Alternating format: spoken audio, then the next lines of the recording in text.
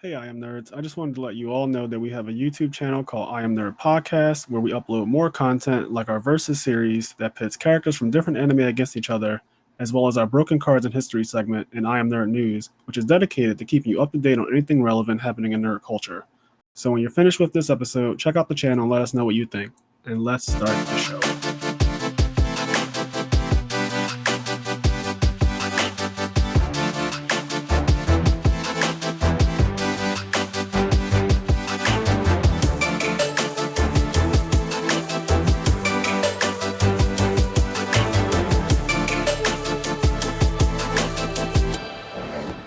All right, welcome back to the IMNerd Podcast, guys. I'm your host, Freyway, and this is my co-host, Kenny. We're here for episode 9, as he's already started his nonsense. Episode 9 is clearly going to be about one of the most iconic animes in the West and, in general, Naruto. Date Bayo. Date Bayo. So everyone knows Naruto. Naruto is like the second coming of Dragon Ball Z. It basically is the anime that a lot of kids grew up on, got into, and just absolutely fell in love with. There's so many debates about it to this day. The anime's been, I feel like it's been off air for 5 years almost now. And depends on if you count Boruto. I don't count Boruto. We'll do a separate thing about Boruto, but Boruto can shove it for right now. It's part 3. I'm not trying to hear that shit at all. But on the subject of Naruto, and that's just Naruto and Naruto Shippuden, that's what this episode is going to be all about. Yes. To get us started, what we normally do with these episodes is, how did you get into Naruto? I think it came out, maybe I was 14. I think I was in freshman. You were there at the beginning of Naruto? You watched the beginning of Naruto? Yeah. Oh, wow. I remember seeing the very beginning, like it coming on TV. And then also I remember slightly before, I want to say this was before it came on TV, somebody in my school had the volumes, and I remember him showing, at the time I didn't know who the fuck it was, but him showing me Gaara, and it was the chapter when they first come to the Leaf Village and Gaara's standing upside down on the tree branch. He's like, look at this man, look how fucking cool he is. And he was just, you see how fucking cool he is? Look how fucking cool he is. And he's just like pointing at the page. And I know he was. I was like, he does look pretty fucking cool. Yeah. No, but that's like my first introduction to Naruto. Okay. So my first introduction to Naruto is actually at Team Galaxy Video. So I know I say my first real like local store is technically JMC as far as tournaments go. But my first family local Yu-Gi-Oh store really was Team Galaxy Video. And when I used to go there after school a lot of the time, they would have the Naruto Ultimate Ninja games, but in Japanese. So Naruto Ultimate Ninja Gekito Tyson 4, or whatever it was called. And they'd be playing it multiplayer, like 4 people. And I would just see these cool-ass characters and these cool-ass specials happening all the time. So my one friend, Cam, he would play Neji. And he would just be divinating everybody, 64 palms, dropping people's chakra. And I'm like, damn, this game looks so sick. And I'd see Naruto do the Rasengan, which back then on the GameCube, those games are really colorful. So me being a young teenager looking at it, like it immediately just caught my attention. Like, damn, this looks like a spirit bomb. You would see Naruto multiplying, and I'm like, I don't understand what I'm watching, but it looks cool. And then certain people would main Sasuke, and they would do Chidori. Everything about the game looked so sick. All the characters look super unique. So I just would stare at them play the game, and I'd be like, what is that? And they'd be like, oh, it's Naruto. And I still hadn't known anything about the anime, the manga, nothing. I was completely oblivious to it. So how old were you around that time? I want to say like 13, 14. Yeah, and you're about a year or two older. I am a year older than you, I think, on the dot, basically on the dot, I'm a year older than you. So I want to say I was 13 or 14. I could have been 15. I don't know. Yeah. The game got me hyped to like get more into it. And then one of my good childhood friends, Thomas, one time I came over to his house and he put on the episode where Gaara and Rock Lee fought. And it was over. Well, that's it. That's a wrap. Over. I mean, he ruined me. That's the wrap episode. He ruined me.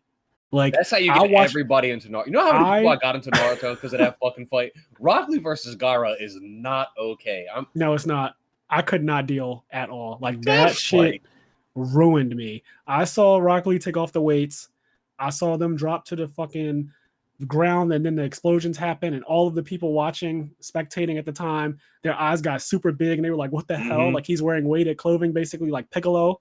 And it just remember reminded when me Tamari was like, "What's taking off a few weights?" Yeah, like, she they was were like, talking shit. Yeah, because she was like, Neji was on her team, so she's like, no one can beat Neji. It doesn't matter how much weight he takes I mean, off. And then Gara. well, she was saying that because she was really thinking like Rock Lee and Neji had that beef or whatever, and the weights don't really matter. I feel like no matter how much weight he takes off, it's not going to change anything against his matchup with Neji, because Neji, which is considered the number one Genin at the time. Yeah, but super genius or whatever, super rookie nonsense. But yeah, that whole little arc, like the Chunin exam, that shit is still in my brain. We're going to talk about the top fights in all of Naruto in this episode as well, because I have some that people might think is a hot take, and I have some that are just obvious.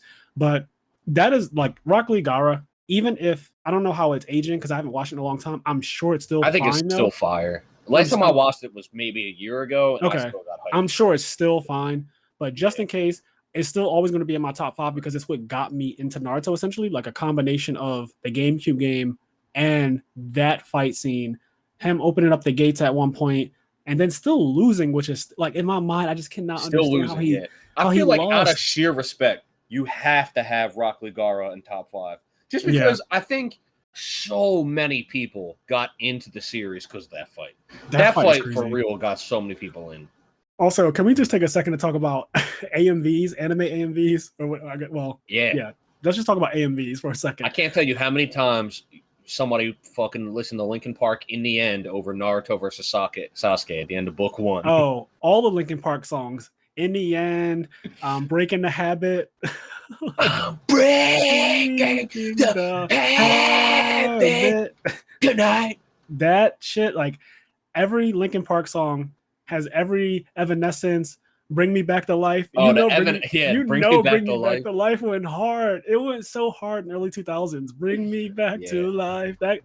Oh man, AMVs were a huge part of every nerd's life when we were a teenager. Like, at least if you're around my age, we all grew up on them. We all used to watch YouTube videos of them constantly, put them on for our friends to watch.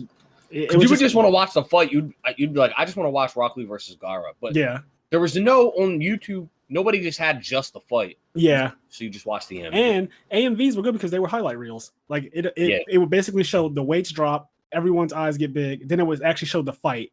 And so you wouldn't have to do with all the talking back and forth. And it was just straight up action. And they would back then, man, video editors even back then were good. They would line up the song to have certain parts where he would start doing a kick up. Like he's doing the lotus and he's like kicking Gara up in the air slowly.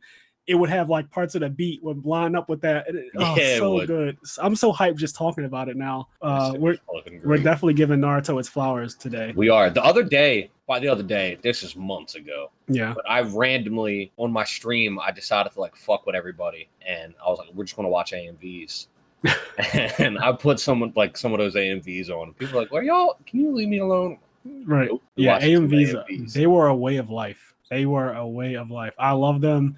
I love Linkin Park. It was definitely my first rock band, I guess, growing up. And rest in peace, Chester Bennington. Love him, love his voice, love his work, and everything that he contributed to anime that he probably didn't even realize that he contributed. That's pretty funny. Yeah, this is so iconic. But yeah, so that's how we both got into Naruto. Now, I guess as a general overview, who are your favorite Naruto characters? Who are the characters that you like the most? And even if they might not be that developed, because you know how, and she put in, most people just got dropped to the side. But who are your favorite Naruto characters? It's unfortunate because I do have some favorite characters that in hindsight it's well, I mean, what the fuck? But I really like Shikamaru. And I like 10-10 a lot. I understand that 10-10. You actually like 10-10? Zero development. Yeah, I don't know why. I think it's because I honestly don't know why. I just remember liking 10-10. I thought she was cool. I thought she had a cool design. I thought her Shippuden design was cool. I thought it was cool that she was a weapon master. Yeah. None of the characters in the show are really weapons masters, and she had all these different weapons and traps and stuff. I thought it was cool. I thought it was a cool idea, and I thought maybe something would happen with the character, but nothing ever happened. So, I like 10-10 a lot, even though there's no real reason to, because nothing happens with the character. But I do like. No, it's fine to still like her because at least in the regular Naruto, you do get you see her fight. Tamari once. Her fight with Tamari it's a rough fight. Yeah, it's but I like that stuff. Yeah, it was cool. It shows you bad matchups, which I think is Yeah. a really cool concept. The idea that this is my natural enemy, like that is the worst thing that can happen. And Tamari was, now that I think about it, she was a lot of people's natural enemy because she was Tenten's natural enemy. But then when they had the Sasuke retrieval arc, and she went against the one sound ninja who had the flute, yeah, and she would use the wind, like she summoned that whirlwind weasel thing, and she would like use wind to basically fuck up the sound waves. And so the girl's genjutsu through the flute couldn't work properly because the wind was just messing it all up. And I'm realizing now that's like Tamari's thing is like if you're the wrong matchup, you just get wrecked by her. Like she just wrecks you. Yeah, she's pretty cool. But yeah, Tenten, Shikamaru I like a lot. I mean, Neji's cool. Like a lot of the what do they call them? Like the Konoha 11 or whatever.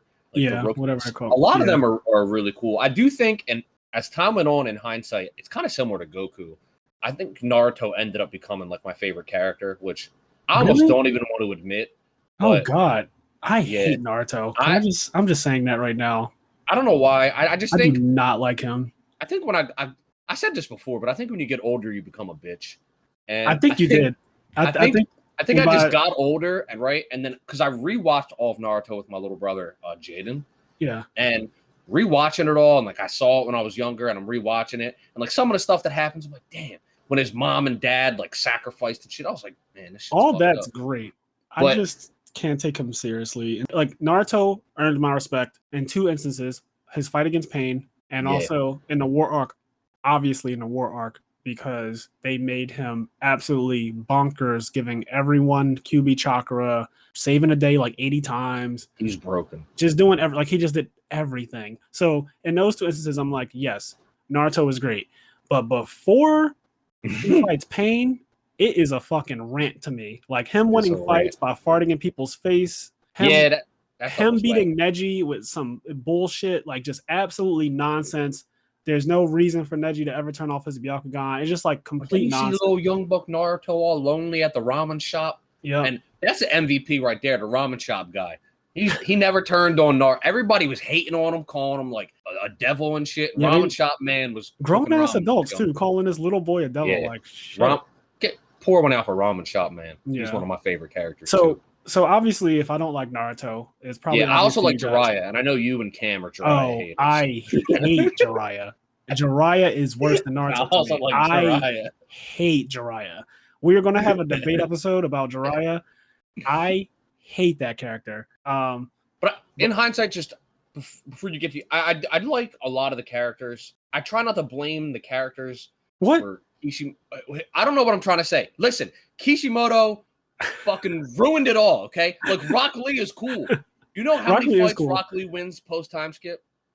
Zero. I think the only fights he wins is like a fight against like a clone of himself or something. Rock Lee does nothing post. Rock Lee has won in the entire series is against baby Sasuke.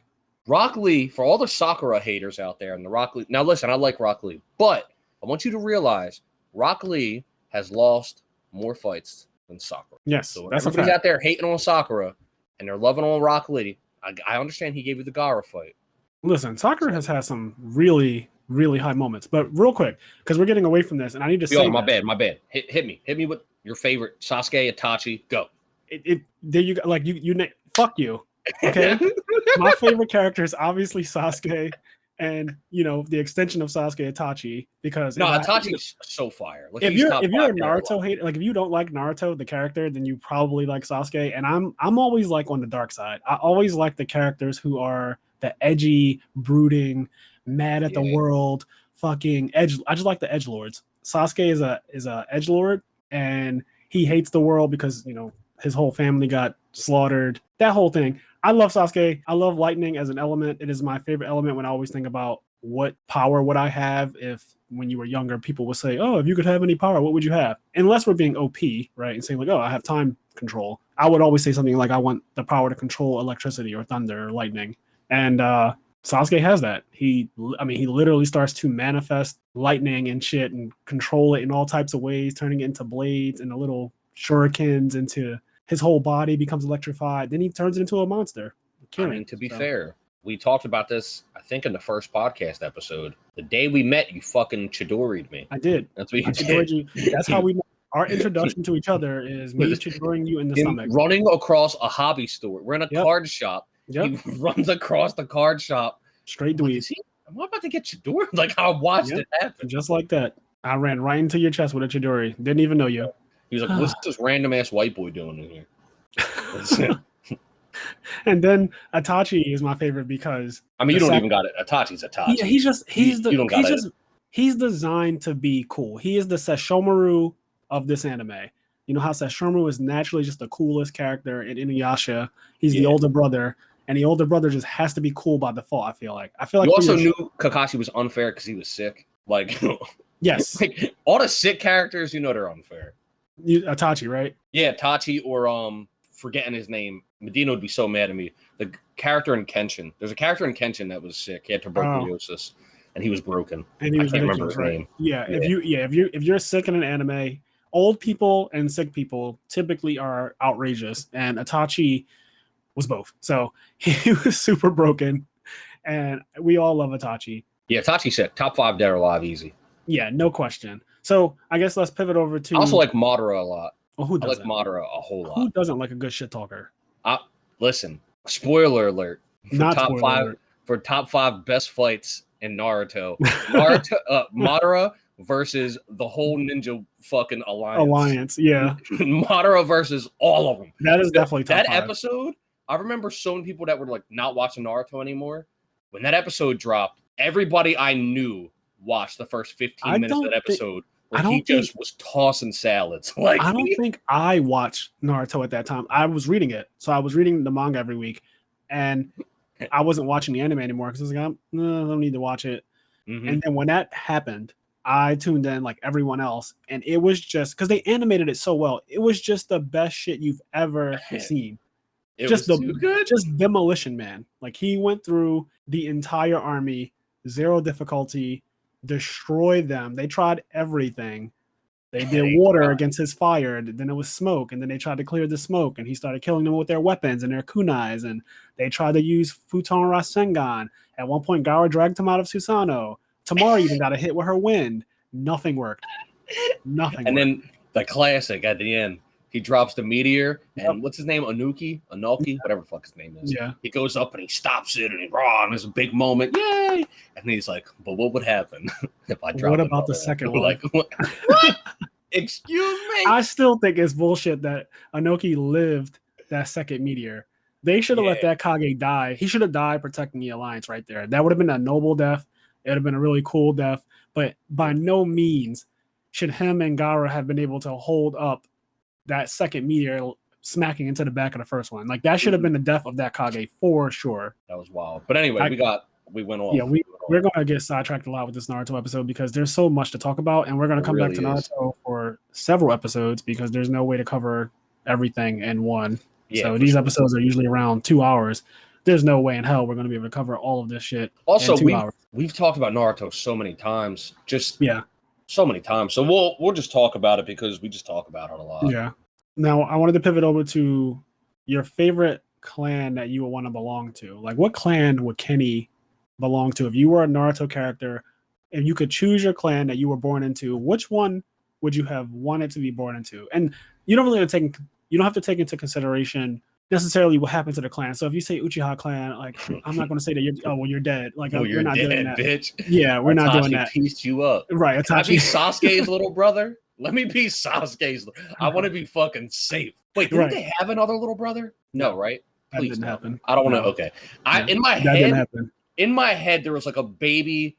No, there was a baby that Itachi killed. Absolutely not. What? No, I'm sure he. Okay, first of all, I am sure he killed children though. Let's be clear, because there just had to be children. So Itachi definitely killed children. However, it wasn't his own sibling child that he killed. Yeah. All right. So I want to be Sasuke's little brother, but no. Okay. So Uchiha clan for you? Oh, for what clan? I'm leaning toward. There's Uzumaki. There's the fuck Uzumaki. The clan that has the bugs. What are they just like seal shit. I ain't got time for that. Not they just seal shit. They just seal shit. You could be the Hyuga clan with the Byakugan.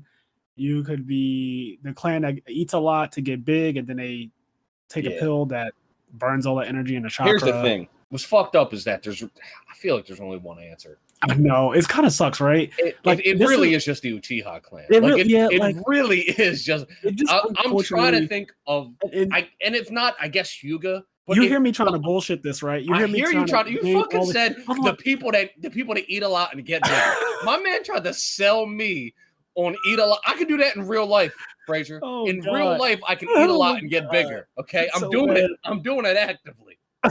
Oh God, it's so bad. I wanted it to be like a thing on the list. But he was like, "Don't you want to be part of Inoshikacho?" Like, no, I don't. Absolutely not. I don't want to be part of Inoshikacho and all that. The clan that has dogs that talk to them and shit. Like, no, none of that is real. I mean, some of it's cool. The dog thing's cool. The insect dude is cool. I forget. Shino. Shinso is somebody too, right? Who's Shinso? I feel like that's got to be somebody. Anyway, you are ranting. It happens, but real shit. In terms of like the clans and what they get, it's really just the Sharingan, man. Like, it is. Sharingan is so. The Sharingan cool. is the best thing next to Super Saiyan in anime. I feel like it really is. When it comes to power-ups, I think the Sharingan is the most iconic thing next to going Super Saiyan. Like, obviously, Super Saiyan is Super Saiyan is SS tier, and the Sharingan is S tier. Like, it's right under it. It's in a tier of its own. Yeah. I don't really think there's anything else in anime that like is. You know what's up there in general? It's not as known just because Bleach wasn't as big as Naruto, but it was big. But just Bankai in general, not a specific Bankai, but Bankai in general is sick. Bankai just the way they say it too, like Bankai. Like, that shit is fucking dope. Like, just Bankai in general is hot as fuck. But yeah, Sharingan is it's got to be the Uchiha clan just because Sharingan is too sick. Like, I remember early Naruto, they try to hit you with some nonsense. And they said the Sharingan was like an offshoot of the Byakugan, and the Sharingan's not as good as the Byakugan. They try to make it sound like the Byakugan was the real shit. Boy, was that Neji was the number one Genin. So naturally people would think, okay, the Byakugan is probably more powerful or something than the Sharingan. You don't really know at the time. And also, the writer Kishimoto hadn't developed all the things he was going to do with the Sharingan, because the Sharingan he didn't just make things up. Like, the Sharingan got some powers out of nowhere. Like, initially the Sharingan used to be something that you used to copy techniques, and it could also put people under hypnosis. Those were like the two main things about the Sharingan was hypnosis. You were like a master of Genjutsu, and you sort of a pseudo master of Taijutsu because the Sharingan let you see, and then also copy ninjutsu. It was all that. It was a lot. But. Yeah, those were the early Sharingan like descriptors, and then it started to get obviously way out of hand. People phasing through everything, people sending shit to another dimension, people making fire appear out of literal nothingness, and it doesn't get extinguished no matter what. It will burn until infinity, I guess. Susanoo, the Izanami. Oh my god! So that's come on. The Izanami. What Itachi did to Kabuto? Oh my lord! The Sharingan is too outrageous. It's so outrageous.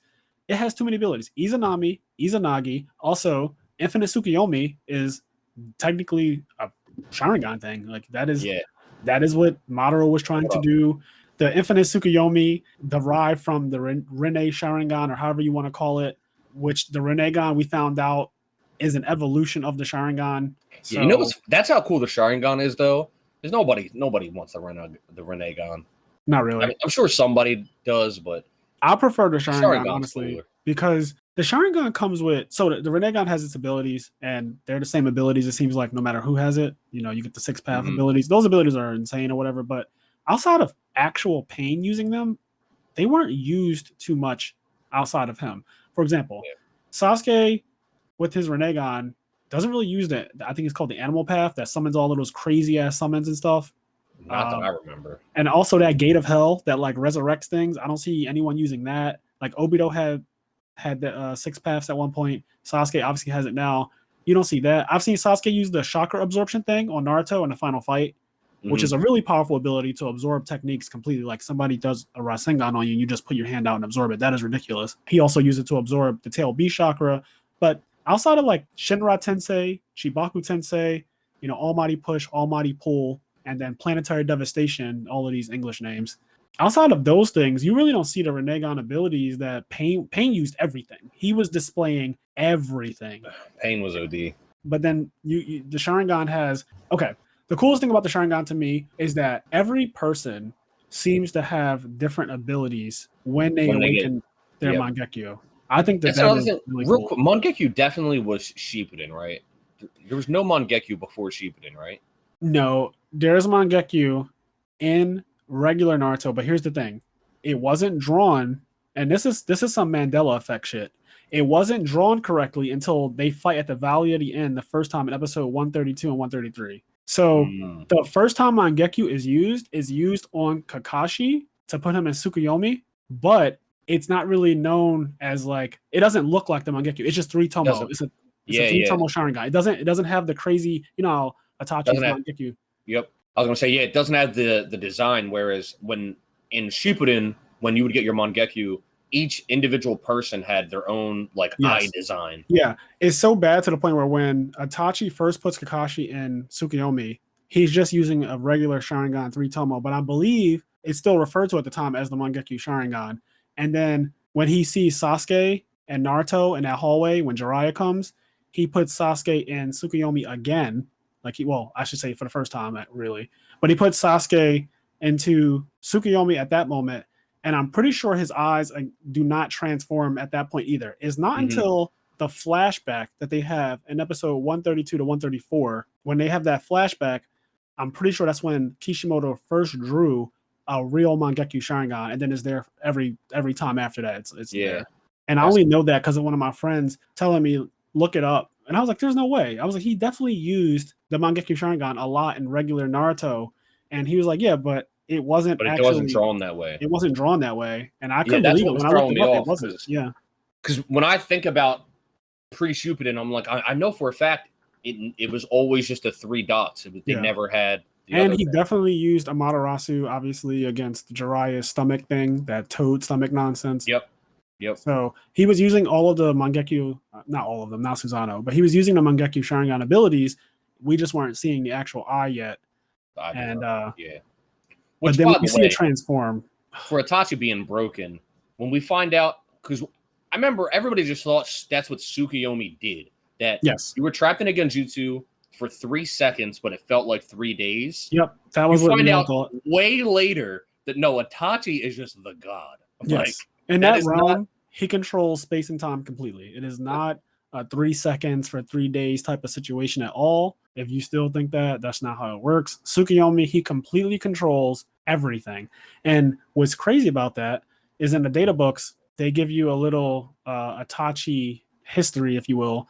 He kills his lover with Tsukuyomi by making her live out her entire life from start to finish with him happily. And then when she wakes up from the time that he made her live out her entire life in Tsukuyomi, her mind snaps and she dies in real life. So he can literally control time from a person being born to the end of their natural life, or I guess he would be creating a script, right? But he can control it so perfectly that she lived out her entire life in bliss and then died when she woke up from the trauma, I guess, of, being put in that technique for so long. And the data books give the exact manipulation. I believe it's 1/1,000,000th of 1/1,000th of 1/100th of 1/10th of a second. So to shorten that, it is a picosecond. It is the same speed as the Flash, basically. Like the Flash can move at picoseconds. It is on some shit like that. That's how slow time is for Itachi in that realm. Like that's how he can slow it down that much. In real life, only a picosecond has passed, but So back to the initial question: is anybody not picking the Uchiha clan? Is anybody not picking the Uchiha clan? I don't understand. We're talking about picoseconds right now.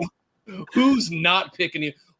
Who is picking fucking eat and get fat? Who's picking that? No, that's not real. You know what's sad though? So one of my things about Naruto that I absolutely love, and this is the original series, so just Naruto. In the original series, it really was about all the different clans and developing all of these different characters. Like there was a whole point where Gaara was being developed, and you would get a lot of backstory on him and his trauma and how he was a murderer and the trauma with his dad and his mom, stuff like that. Like you would get a lot from every individual character. There was a lot going on with everybody. And Kishimoto would develop these characters a lot. And then obviously in Shippuden, it's just a Naruto Sasuke story only. It's really just those two characters. Now, granted, those are the two coolest characters theoretically, but like people still wonder what's going on with Neji, what's going on with Hinata, outside of using her for a prop to make Naruto beat Pain. Like what's going on with the other characters? Part of what made I think a lot of people get into Naruto was it had a large cast. That's part of what a lot of these shown, like Bleach, Naruto, One Piece, Dragon Ball Z, a lot of these shonens, they have large, My Hero Academia, they have a large cast, and different people gravitate to different characters and like different characters. And then when those characters get development, it's really fun. And early Naruto, that happened. The Rock Lee Gaara fight is one of the best fights in Naruto. It's such a sick fight. But another thing about it that's important is Rock Lee gets really good development during that instance. And you learn a lot about Rock Lee and the fact that he can't use ninjutsu and the whole build up for Rock Lee. And then when you see him, he's, worthless in quotes.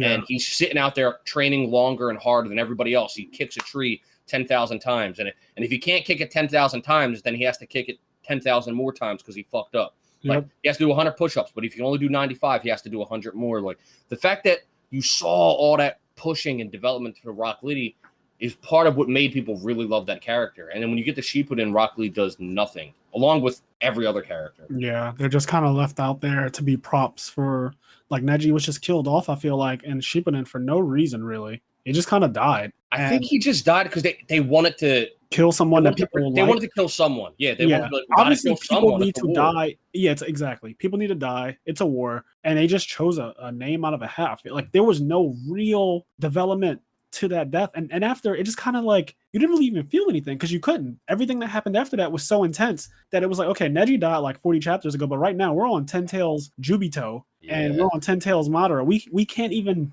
slow down for a second to realize that Neji has actually died.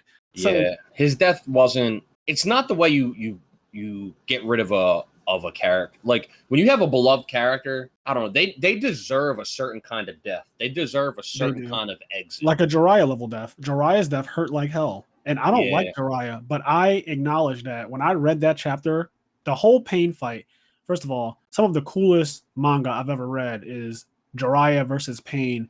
And the mystery of the Rinnegan, not knowing what it was at the time, not knowing how the guy was seeing him from every angle, Jiraiya transforming into Sage Mode, you've never seen that before. Sage Mode being absolutely fucking nuts. Okay? When he did that Odama Rasengan, that gigantic ass Rasengan, and then Pain absorbed it, I was like, holy shit. Like, what is this level of fight? Like, they were going crazy. Yeah. It was so cool. The summons, the way Jiraiya he literally did the what's the Rock Lee technique where he does the spinning kicks? He does like the Konoha Tenpu. I only know it in Japanese. Yeah, but he always says Konoha Whirlwind. Leaf Whirlwind or something. Leaf Hurricane, something like that. Konoha or Leaf Whirlwind. That Jiraiya does that at one point to like the dog summon and fucks it up real nice. There were so many cool moments in that Jiraiya Pain fight. And then obviously we've been around Jiraiya for a very long time. So when Jiraiya dies, it's mind-blowing. And the way he died was sad. His lungs dies being crushed. Alone. He dies alone. No one's there. Tsunade also warned him not to go. So there's that, like, and the love story between Tsunade and Jiraiya that never really came to fruition, but that she loved him. See, this is why old head bitch me fucking loves Jiraiya. Everything he's saying. His story is really sad, man. His story is so sad because like he was a Hokage candidate and everything. Yeah. Like, you know what? I don't hate Jiraiya. I just realized that in this moment right now, I realize you hate his fans. I hate his fans. I do. You hate his fans that think Jiraiya. He's like the strongest ninja That's ever. what the problem is. I hate the people who think that Jiraiya is like the strongest ninja, or they think that he can. I don't know where people think that he can actually beat Orochimaru, but there is nothing about any of Naruto that makes me think that Jiraiya could beat Orochimaru. Orochimaru is still alive right now. Yeah. Like, you know what I think happened though? I can't even blame them all the way. I think Kishimoto didn't all the way know what he was doing in early Naruto. That's true. And he tried to make it seem like Jiraiya, Tsunade, and Orochimaru were even. Like, kind of. Even though it was very clear that Orochimaru was he was the most powerful of the three Sannin. Yeah, because I do agree with that as well, because it's even shown, like, Jiraiya and Tsunade fight against Orochimaru when they have the big fight and they all have to summon. And they're all nerfed at that time. Jiraiya's drunk or some shit, poisoned. Orochimaru doesn't have his arms. So they're all nerfed, but even still, it's 2 versus 1. It's just the things that you see from Jiraiya, I don't think that they're enough to deal with Orochimaru's arsenal. Orochimaru has Ito Tensei, which is bonkers. And it took a Kage to like deal with that. And not only that, but Orochimaru also fought against Four Tails Naruto, and Jiraiya almost died against Four Tails Naruto. Like he said, the only 2 times I've been this close to death was when I was peeking on the ladies, and you gave me the punishment I deserved. And the second time was when Naruto transformed into the Four Tails, and I almost died. I have this permanent scar from it. So Orochimaru fighting against the Four Tails in Shippuden and pretty much just toying with it. Literally just testing his power, testing Naruto. He wanted to see how far Naruto had come. I believe he even said something like, "You're still not on Sasuke's level." Something really, just to fucking rile Naruto up. And at the time, Naruto wasn't on Sasuke's level at that time because Sasuke had been just doping, I guess, and absolutely nuts with Orochimaru's training. Naruto still hadn't learned the manipulation of elements and anything like that. So Orochimaru going toe to toe with this Four Tails and not even coming really close to death. He did the typical Orochimaru thing. He fought it. He realized, okay, the body that I'm currently using, it sucks. It's on its way out. I'm gonna leave, and you guys can deal with this Four Tails all riled up now. And he left. Yep. But he at no point was he like, I'm about to die from this thing. I'm close to death. Like, no. Yeah, I agree. The problem is Jiraiya has some whack fans that think Jiraiya is the strongest ninja, but Jiraiya, the character, is fucking sick. Yeah, Jiraiya, I realized in this podcast, in this moment, I don't actually hate Jiraiya. He has some really great feats. He trained Naruto, who became a Kage. He trained the fourth Hokage, So he did a lot of cool things. But his fans are toxic. His fans are fucking toxic. I love that picture. I get hyped for the Team 7 pictures. Where it shows them and then a signing on top of them. Yeah. That shit's dope. Where it's I like Naruto, those. Sasuke, Sakura, and then it's like Tsunade, Jiraiya. When we were younger, those wallpapers, because I'm sure you made it at your wallpaper at one point. Mm-hmm. Those wallpapers were cool as fuck. Like the wallpapers of the Sunny with the Team 7 members and just how they were slowly becoming them was super iconic. And we all had those as a wallpaper at some point. Pretty much everyone picked who they really, really liked. And I always liked Orochimaru a lot, even though he was a villain. I was afraid of him. I thought he looked like Michael Jackson. And I said to myself, when he first encountered Sasuke in the Forest of Death, and Sasuke had to stab himself because of the fear of dying was that strong. Like Orochimaru's murderous intent was that strong that it made Sasuke have to override it with pain. I just have a crazy fear as a kid of the idea of running into someone like him, someone who is borderline immortal, who takes the body of a woman, because when he fought against the third Hokage, he has the face of an actual woman, and then he takes off part of it, and it's him. Mm-hmm. It's very scary, and then his voice changes and shit like that. He has that weird ass laugh that he does when it's the woman's laugh, but then it changes into the man's laugh. That Orochimaru's freaky, very freaky, literally. He is freaky as fuck. But I want to. Did we ever find out? I don't remember. Did we ever find out who the third coffin was? It was the fourth Hokage. It was the fourth Hokage. It's the fourth Hokage. Yeah. Yeah. So let's talk about this too. One of the things about Naruto, the whole series, that kind of bothers a lot of people, and it bothers me too, is how much retconning went on. There's a lot of retconning. There was a lot of retconning, and one of the things that I feel like I retcon is the way Toby reacted to that next coffin. That's why you brought it up, right? Yes, because we've talked about this before. But yet he reacted to that as if the fourth Hokage came, that's the strong. He made it seem like if the fourth Hokage came out, he made it seem like the fourth Hokage could solo him by himself, which is probably true regardless.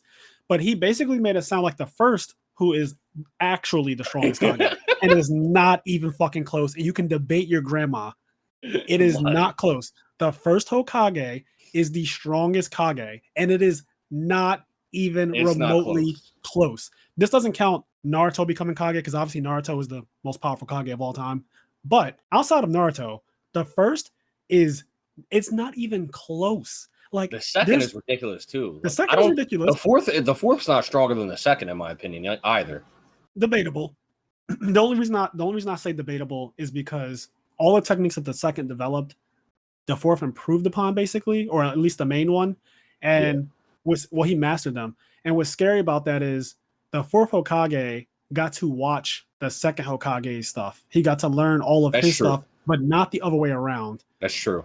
So it's just kind of an unfair thing. You came after me, you got to study me, but I didn't get to study you. So it's, you got to develop a technique based on my technique. You got to increase it and make it better. And I didn't get the chance to do that because I died early. Second Hokage died young. But I don't think here's why I don't think the second is stronger than the fourth. And this could be a debate episode that we have because the second is broken. Do not get me wrong. He's very broken. But the reason why I don't think he's stronger than the fourth is because the fourth would not die to a bunch of Jonin jumping him. There's no fucking universe where that would happen. There's just none. Like the fourth Hokage, they're not going to Julius Caesar the fourth. He told his men to throw these kunais, and the war ended. Like the second Great Ninja War ended because of his fucking kunai nonsense. Like he ended the war basically. He's just nuts. Like he is pretty nutty. Whereas the second Hokage literally was about to be jumped by some Jonins, Kenkaku and Genkaku. He's about to be jumped by some Jonins, and he told at the time Toby and Danzo, essentially one of you has to be the next Kage. But he tricked them and said, one of us has to stay back. And the first person to raise their hand was Toby. And he said, actually, you're going to be the Hokage now. And Danzo hesitated. And that hesitation cost Danzo the leadership, which made sense. That's such a good moment. Yes. And then Toby Rama says, I'm going to stay back and fend them off. You guys go. And then he dies fending off the Kaku force or the Genkaku force, or whatever the fuck they're called. They have the chakra of the Nine Tails. Those fucking weak ass ninjas that end up getting done in by Darui later on, like zero difficulty almost. I don't see the fourth Hokage losing to them at all, especially getting jumped by a bunch of ninjas after he fought the actual Nine Tails. I blame Kishimoto. I know it's bad. I blame Kishimoto. Because like by all rights, I feel like the older Kages should scale higher than the fourth. Like I feel like the first and second, because they're brothers and they're from the Senju clan, and they were in like that. They were in the war. Like they were in the war. First of all, they grew up just fighting the Uchiha constantly. Imagine fighting the other clan that is the strongest in the world over and over and over again, and there's just death on both sides. That's your life, and you make it. Not only is it death on both sides, you make it to the top. You live. Yes, you know what I mean. Yes, like you live through all that death, and you kill one of them, and you cause Madara to get his fucking Mangekyo. Yep. Like Toby Rama is Naruto's Frieza. Fucking yeah. Oh yes. He is Toby big Rama racist. Huge racist. I love those memes where it's like everyone knew these characters were racist without having to say it, and it was just like Frieza, Toby Rama, and a couple other anime characters who just absolutely hate an entire species. Big fucking racist. Yeah, he's one of the biggest. He absolutely despised the Uchiha, and I get it. You grew up at a time where they were killing your people. You had to kill their people. There was no bargaining with them really. So I get it. But it still doesn't excuse racism. Because you can't say the sins of the father are the sins of the son. Like that's not how that should work. So, but yeah, I blame Kishimoto for retconning a lot. So one of the biggest retcons is the god of Shinobi being the third Hokage. That's just not right. I mean, that doesn't hold up in Shippuden at all. He's just not the god of Shinobi. There's no world where that is true. It only holds up if you say that they were referring to the living Kage at the time. So if you just say out of all the villages and all the Kages around while the third Hokage was around, that he was the strongest out of all of those Shinobi, but not the strongest Kage to ever have existed, and not the strongest ninja to ever have existed either. He's not even remotely close. He's not even remotely close to that. There's just no Toby has not shown us anything that would make me think that he's that powerful. It's all some retcon nonsense that happened in the original series because at the time he was the Kage, so the Kage had to be revered. But then in Shippuden, didn't he also know he knew like more techniques than anybody else? But I think didn't Kakashi mainly because of the Sharingan, Kakashi knew more techniques, I think. So Kakashi probably does know more techniques because Kakashi's techniques are not limited to what's in the village. Toby specifically is called the Professor because he knows all the techniques in the Hidden Leaf Village. Yeah. If I'm not mistaken. I think that's how that works. So it's been a while. Yeah, I'm pretty sure his nickname is the Professor because he knows all of the Hidden Leaf Village techniques. I don't think that where Kakashi has gone out and learned shit from other villages that, Toby might not actually know because he doesn't have a Sharingan. So that's the first thing. The Sharingan just copies shit. It just copies things. I know we're jumping around, but can we talk about how sick it was when in very early the Zabuza arc? Yes. When Zabuza is doing the water dragon and Kakashi's the finger movement so sick. Also, we would be lying if we said that we didn't also learn all of the hand seals as children. I definitely knew them. I don't know them all now, but I Yeah. definitely did know them. I used to practice the hand seals. I still do hand seals now. If you're watching this video on our Patreon, I just do all the hand seals all the time. I just start going into them. I love it. I love the hand signs. I think that's also something that made Naruto super iconic as an anime. Just a lot. The headbands. People used to walk around high school with the headbands on. Did. Even if they didn't wear them on their head, they would have them hanging off their backpack. Some people would like literally take a knife and scrape across it to get the Itachi headband, where you could tell that they were a traitor of the village. So much came out of Naruto. People wearing contacts for the Sharingan. Another big thing. Sharingan contacts were definitely popular. The Sharingan headband was popular. They're still popular. Like, that's how crazy it is. Yeah. Sharingan contacts are still popular. Man, love Naruto. We have to give Naruto its flowers. This is literally one of the best anime and mangas ever. Now, it is not without its faults. We all know that the biggest issue with Naruto is the way it ended. It ended. It's so bad. So fucking awful. It's just the war arc, as cool as the war arc is, a lot of it is just all over the place. And the biggest letdown, because we can talk about all the issues with the war arc in an entire separate podcast episode or maybe one of our YouTube videos. Kaguya is the worst fucking villain to ever be written in a anime that's this big and this popular. She is the worst thing to ever have happened in anime to something this big. I don't understand why she got introduced.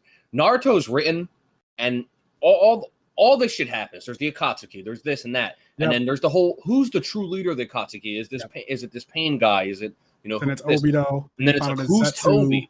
And I remember way before Obito gets revealed, people were like doing the theories and figuring out like is Toby Obito and blah blah blah. It makes sense. The name, all this shit, right? And then throughout all of that, there's whispers of Madara. You hear whispers of Madara throughout all of this. And then Madara is the villain. Like, at the end of the day, the end of Naruto, Madara was the fucking villain until the end of the 9th inning, where randomly this fucking bitch who's like, oh yeah, she created chakra. She gave everybody devil fruits. Chakra comes from devil fruits. It's like she has a tree of chakra, and she's an alien. And, oh, by the way, she doesn't have a single line of dialogue in the entire fucking series. She just doesn't speak. Like, Fraser went back and checked today. He was like, I'm going to go back and check. He was like, I can't find a line of dialogue. Yeah, Kaguya doesn't speak. It's fucking Black Zetsu who's always talking, but Kaguya is just a mute, which makes her character even worse. It reminds me of the Night King from Game of Thrones. It's like, this character is so threatening and so scary. However, without any speech, you have to do a lot to develop a character who never speaks. And Kaguya didn't get that. The Night King got a little bit more development. At least the Night King was like in stuff. Yes, he didn't the just Night King show was up in the show for a long time, several seasons. The Night King's in, and also the Night King, you see him as a human at one point, so there's a little bit more development. Kaguya, literally, when Naruto and Sasuke both got killed in the war arc, so Sasuke gets killed by Madara and Naruto just dies. Hagoromo, the Sage of the Sixth Path, he comes out and he explains that Kaguya is coming and you have to stop her, and he gives them this power. He gives her a whole little backstory, but it's all in like one chapter. Yep. And at the time, you're thinking to yourself, who cares about whatever the fuck she is? We don't have time for that right now. Madara has literally he's getting all the tail demons. He's doing the most. Like, we cannot worry about anyone else right now. It's literally Madara or bust. And then Madara just gets randomly taken over, and this character who doesn't speak, all the development that we've known about Madara since the beginning of Naruto, basically. Like, Madara has been a mainstay since the original series. The Valley of the End fight, I was just about to say Madara. Sasuke versus Naruto, one of the most climactic fucking fights. The end of Part 1 Naruto. It takes place at the Valley of the End, where fucking Hashirama and Madara fight. Yep. And dude, that fight is so sick. And the giant stone statue of them both, and just where that fight is, everything about that is so fucking dope, right? Yes. It's so cool. The foreshadowing, like you said. And just everything that goes into it, and the feeling, and just the overall mood. And then they have Madara come back, be the ultimate villain, and he had this elaborate plan where he used Obito to be resurrected. All of that was thrown out the fucking window. The second Kaguya took over his body and just was a mute villain that they kind of just beat her. There wasn't really anything to it. Like, yes, she was overly powerful, but at the end of the day, there was no emotional stake. No, there was like nothing. She didn't speak or anything. It was just so bad. Such a bad villain. Such a bad way to end the show. And then I also think that Sasuke just randomly deciding to fight Naruto after the war arc is wild. Like, it didn't even get into the point where it was like, okay, let's rest. Let's go back to the village. Let's do some other, let's take some time off. We just fought a war. Literally, we just fought a war. They immediately go into a fight after Kage. It doesn't take any time. And it felt the same way that Game of Thrones ended, where it felt rushed. That's the word I'm looking for. The end of Naruto felt rushed. Even the problem is, go ahead. Even down to them all having children with random people. Like a lot of that. Oh, some of the pairings are out of nowhere. Like Choji and the one black chick from the hidden like Cloud Village or whatever it's called. Yeah. Well, there's not much development for these storylines where these people just have children with these characters that you don't really see them interact with enough to be like, where was this love story at? Like Shikamaru, I think the only one that I was just about to say that Shikamaru Tamaru is the only fucking one where it's you like, oh yeah, that coming.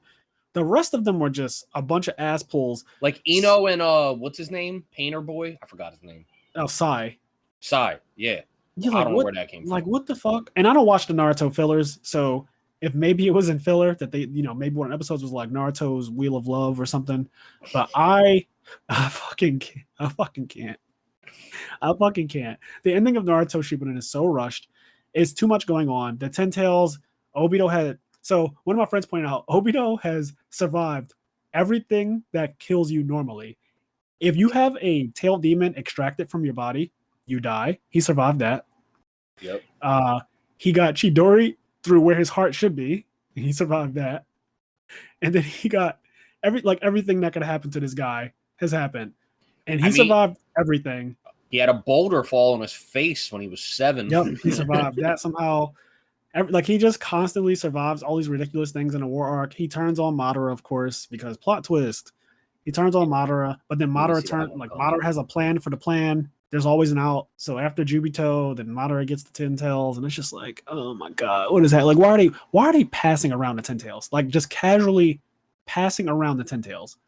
The ending was really bad. Also, what sucks is that it feels like we got robbed because everybody knew the end of Naruto was going to be a Sasuke Naruto fight. Yes, because Kishimoto himself has admitted that's why he wrote Naruto. Like, he has different things that he wanted to do. He wanted to have, a giant monster fight. Like that's where the tail demons come from.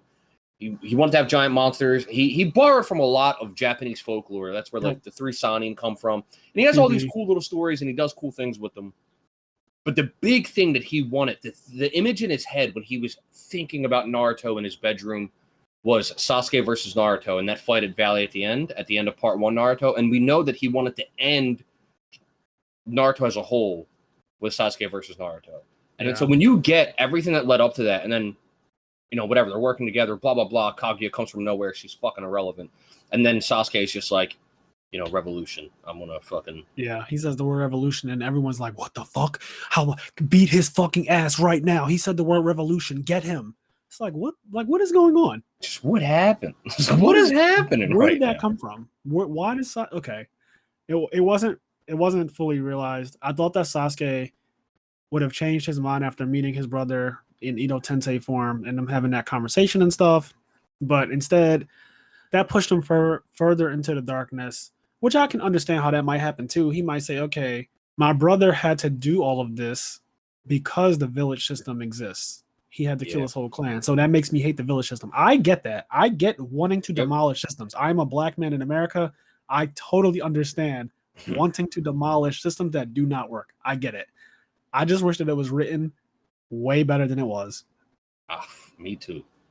I wanted the Naruto Sasuke fight, but I didn't want it to be rushed, and it was rushed. And also, the episode where they fight in Shippuden, the last fight, is like one episode essentially. It's like really one episode. The first time they fought though, in the Valley of the End, that shit's like legit several episodes long. Like it's several episodes they fight the first time.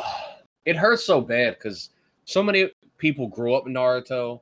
Just grew up with it, loved it, got really into it. We just, walk around with the headbands and the contacts and all that. And then I don't know, just where Shippuden went at the end. It was just because even right before it, I remember when I reread it, not like a couple years ago when I reread it, I had convinced myself that I hated Naruto because of just it ended things. so bad. Yeah, well, mainly because it ended so bad, and all the retcons made me.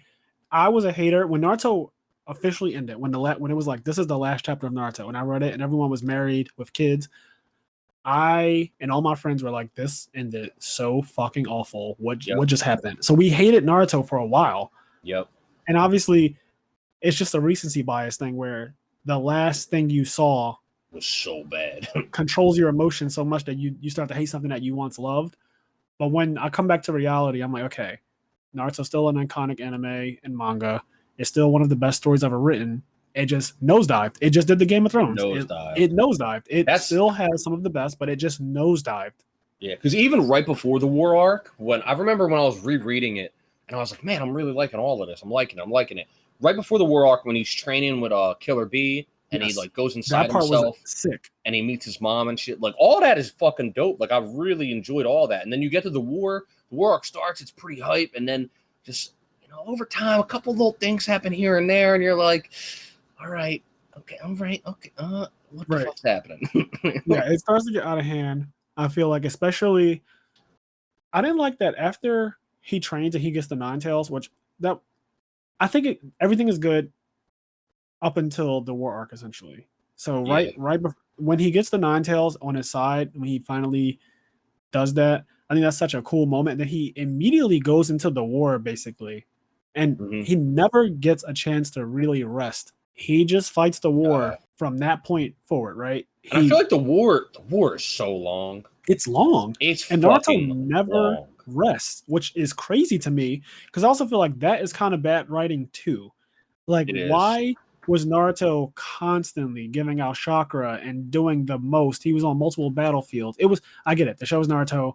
But he had whole shadow clones. Remember when shadow clones just got knocked out in like a hit or two and they were gone? Yes. He had shadow clones doing whole fucking rumbles. I think his shadow clone was the thing that gave all those people that chakra. Yes. I'm pretty sure it was a shadow clone that did that. Like, I'm pretty sure, you guys can correct us, but I'm pretty sure a shadow clone actually lent the QB chakra to like the allied forces or whatever. That's just the continuity is what really ends up hurting Naruto. Because like even early on, right, Kakashi is supposed to be this super amazing ninja. Yes. And then as time goes on, he's struggling with stuff, and you're like, how is he struggling? Like, it's supposed to be Kakashi. And then so Kakashi kind of goes down a few tiers. It's like, well, he's not all that impressive, blah, blah, blah. And then you get to the end of Naruto, and it's like, oh, no, Kakashi's broken again. Yes, and War Arc Kakashi. It doesn't really make any sense. It's like before War Arc Kakashi kind of went down some tiers, and War Arc Kakashi is one of the most broken characters. The biggest issue with Kakashi is that he always had an issue with chakra.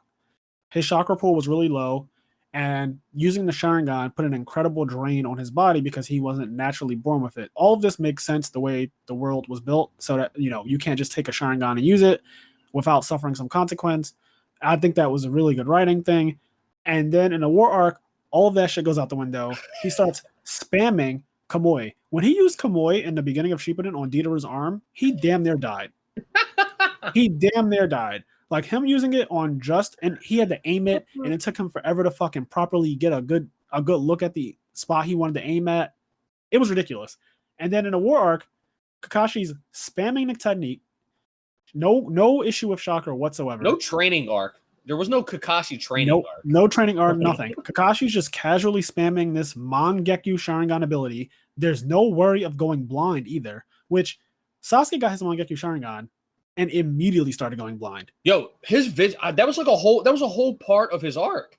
Was his vision was blaring and going out and shit. Yes. His vision immediately was fucked. Sasuke when he was fighting Killer B, when he went up and he was wearing the Akatsuki cloak and he was with his homies. Yep. His most humbling fight. What are they called? Taka. That was the name of the group. Yeah, Taka. Right? He got humbled. But I'm pretty sure, right, like even, he started losing his vision quick. It was too quick. He was big chilling. Yeah, it didn't make sense. I'm like, why is my man losing his vision? And he is an actual Uchiha. And Kakashi, at no point, I don't think we've ever seen Kakashi's vision really, really fucked. Or at least not that I can recall. And for the amount that he used Kamui, I feel like there's just no way his vision shouldn't have been absolutely fucked, at least in that one eye. It was a bit much. Even when Sasuke told Kakashi, "I've been waiting to kill you," and his vision is fucked at that moment too. Is like Naruto whenever Sakura is there and Sasuke tries to actually kill Sakura, and that's when they realize he's too far gone. Sasuke's his vision is fucked. In the 5 Kage summit, he's having issues, but obviously that was just a dumb move on his part, trying to fight fucking 5 Kages at once. I don't know what. I don't know what he's. I don't know. Yes, Madara, real quick. Exactly. And I like how they show you a baby Uchiha trying to attempt that feat, and then they show you an adult Uchiha attempting that feat, and how different. Madara was outnumbered 5-1. 5 Kages versus Madara, and he's like, "This is a little unfair, right? Maybe we should even the odds." And he makes 5 Madaras for each Kage. Yes. This fuck. I thought like, okay, he's gonna just have a shadow clone for each one. No. He was like, he made 5 Madaras for you, 5 Madaras for you. He said, "You guys seem to like 5-on-1 odds. So why don't we make it 5-on-1 odds?" And I was like, this guy is an asshole. Like, why is he such an asshole? Woo. And then he asked the most iconic question: would you like them all to use Susanoo? And then the panel changes. I was like, what the fuck? This guy's such a dick. Shit. He's such a dick. And then how do you take Madara? How do you take him, the final villain? If you want, look, okay, the only acceptable final villains for Naruto were Madara and Sasuke, if you wanted it to end with the Sasuke and Naruto. You wanted Sasuke to be actually evil. Kaguya, the whole point of the tangent that we're on is that we fucking love Naruto, and then a point hits, specifically the Ninja War kind of goes a little off the walls, but even that was redeemable until Kaguya showed up. I was happy with Madara being the boss. I was like, okay, this is there was some nonsense before this part, but I'm okay with everything as long as Madara is the boss. And then it just transformed into some woman that doesn't speak, and I cannot with that. I can't. And then Sakura getting a physical punch off of this fucking being that can warp realities and open up different dimensions and create truth-seeking orbs that are so big they can wipe out planets, apparently. Allegedly. That was Kishimoto. Fucking called the writer Kakashi. That was Kishimoto doing, I haven't done anything to develop Sakura since the Sasori arc. Yeah. I don't know. She's still relevant, so I don't know. She'll punch her or something. Yeah. She'll get a punch in. So I've done nothing in the last 300 chapters. And that's what happened. He just kind of he said, we're going to give Sakura a hit on the strongest character in Shippuden, because I think Kaguya by herself, I don't think anyone scales as high as her, like in a one-on-one fight. So I don't think Naruto could beat Kaguya, and I don't think Sasuke could beat Kaguya in Shippuden. But then obviously, not if you ask me, out of sheer spite, fucking Akamaru no diffs her. Okay, that's fine. I mean, Kishimoto will probably write that. Oh, she's so bad. Yeah. She's so let's pivot back to some good moments. So favorite fights. So I'll go first with some of mine. We already said Rock Lee Gaara. That's like one of the most iconic. One of my other favorite fights, and I used to watch it a lot as a kid, was Neji versus the Sound 5 Ninja. When Neji almost dies in the Sasuke retrieval arc, I think that fight is so fucking fire. It's really long, and you actually feel the stakes. You feel like Neji could actually die because this guy has exploited his blind spot. Neji starts pulling out some crazy shit in that fight. He does the natural 64 palms. He does one version of it where he expands the trigrams, and it becomes 128 palms, and he fucks the guy up even worse. And you just feel like he's actually going to die at some point. And the way he comes out of it, using Juken to like send his chakra up through the chakra string, and he's like, you never use something like this against the Hyuga. the way he ended up beating the guy, but then also pretty much succumbing to his injuries and almost dying if it weren't for Tsunade, I believe. She saves his life. But that fight, if you haven't seen it in a while, go back and watch it. Neji versus, I think his name is Kidomaru. I think that's true. Yeah, I think his name is Kidomaru. He's a spider. He has a spider, right. Curseal 2. And Curseal 2 is like a crazy amp. It's like a 20 times amp or some crazy shit. 10 times or 20 times amp. So the guy was ridiculous. And Neji actually beat him in a one-on-one. I think that fight is insane. I think another fight that is really good is Toby versus Orochimaru. Every time I go through Naruto, I love that point. When you get to that part in the Sound 5 Ninja, they put up the double barrier so that no one can attack them and no one can interfere with the fight. I love like that whole thing. The music, Orochimaru's music at the time is so good right there. Toby taking off his Hokage garb and throwing it, and seeing him in his fucking black garb, and he gets into his little stance with his little helmet on. So cool. Also, the way that fight starts with them toying with each other. So I think Toby does something with a mud dragon, and it shoots out fire, like fire missiles, and then Orochimaru gets caught in a fire breath attack by Toby, and then he says, "Stop playing around." And Orochimaru comes out of it, and he's like, "You're right." At first, he was like, and then he was like, "Stop playing, Orochimaru. Like, be serious." And then Orochimaru like tightens up a little bit. I'm not hearing your shit. Yeah, he like knew that was something. Like, you didn't really get caught by that. And then the Enma summon. Oh my god, with the diamond staff. Yep. Fucking Enma came out and was the only ally that Sarutobi had against the first, second, and Orochimaru. And it's funny, just quick side note, that the third Hokage was supposed to be like a representation of the Monkey King. Yeah. But then they made a Monkey King tailed beast. Yeah. Kind of random. Anyway. Yeah, they made the Monkey King tailed beast. Enma was a Monkey King, and then Sarutobi was like a Monkey King as well, with the whole staff and everything.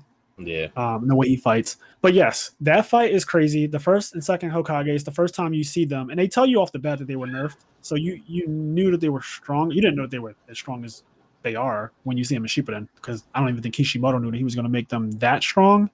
But who would have thought Wood Style was the most broken shit in the entire... So when we talked about clans that you could belong to, we didn't actually name it, but the Senju clan is definitely the only other clan to choose.